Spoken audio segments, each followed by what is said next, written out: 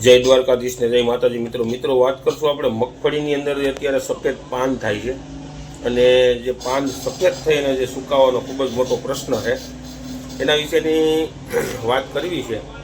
તો જે ખેડૂતોએ અત્યારે મગફળીનું જે વાવેતર કરી દીધું છે, જે ઓરવીને મગફળી વવાઈ ગઈ છે અને એમાંય ખાસ કરી જે તલવાળા ખેતરો છે, મગવાળા, જેની અંદર ભેજ વધારે છે જે જમીનની અંદર, અને એની અંદર ખૂબ જ મોટો પ્રશ્ન છે।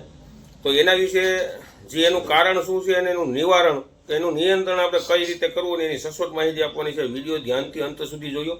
આપણી ચેનલમાં નવા મિત્રો હોય તો ચેનલને સબસ્ક્રાઈબ કરજો, વિડીયો સારો લાગે તો આગળ શેર કરજો મિત્રો।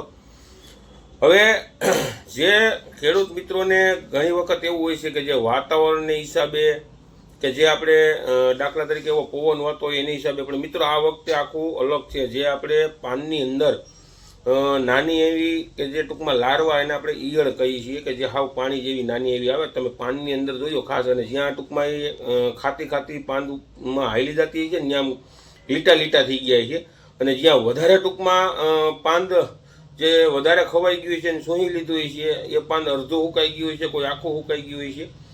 આ ખરેખર ઈયળ છે મિત્રો, અને ઈયળના હિસાબે આ ખૂબ જ મોટો પ્રશ્ન છે।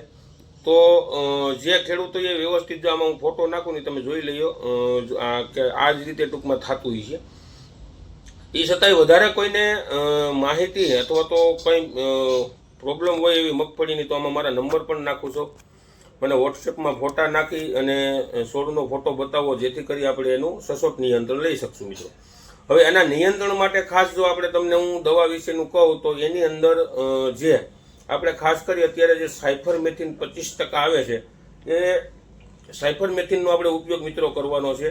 પર પોપે 15 લીટરના પંપમાં 20 થી 25 ml જેટલું સાયફરમેથિન નાખવાનું છે, અને સાથે તમારે નીમ ઓઇલ ઉપર કોઈ પણ એવી દવા લેવાની છે કે જે નીમ ઓઇલ ઉપર આવતી હોય, અથવા તો જે દાખલા તરીકે આપણે કોઈ ઈયળની દવા એવી જે આવતી હોય, અલગ અલગ પ્રકારની ઘણી બધી આવે છે, પણ ખરેખર જે નીમ ઓઇલ ઉપર મિત્રો એની અંદર સારામાં સારો રહે।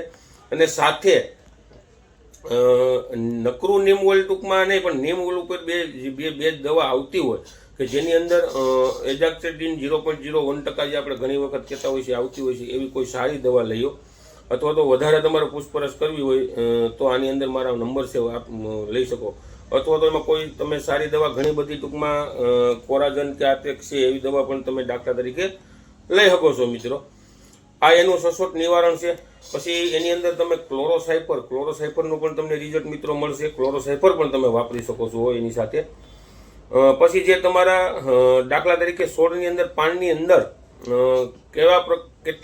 કેવી ઈયળ છે દાખલા તરીકે, કે કેટલુંક નુકસાન કરે છે, એ માટે આધાર રહેતો હોય છે। જો વધારે નુકસાની કરી હોય અને વધારે પૂરતું ટૂંકમાં ઈયળ હોય તો ટૂંકમાં આપણે સારી દવા જેમ કોરાજન કે મેં તમને કીધું કે નીમ ઓઇલ ઉપર એઝેક્ટબિન કે એવી વસ્તુ વાપરવી જોઈએ।